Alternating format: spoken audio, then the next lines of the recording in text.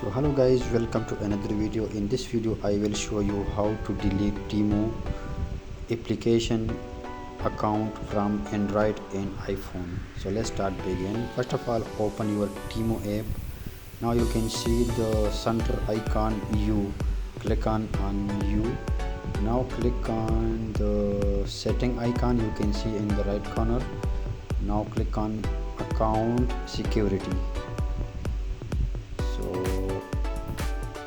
Now scroll down, you can see the delete your Temu account. Click on the delete your account. Now read the term and condition, and the account will be deleted in 7 days. So click on yes, I agree. Click on continue. Select any reason which one to delete your account.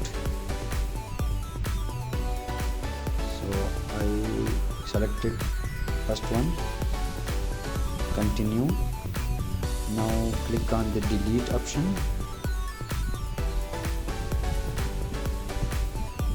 Now confirm your email address or your password. Now I want to confirm my password.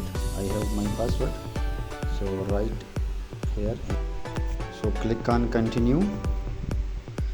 Now account will be deleted in 7 days. Do not reopen your account in 7 days. Please subscribe my channel and press the bell icon for notification updates. Thanks for watching.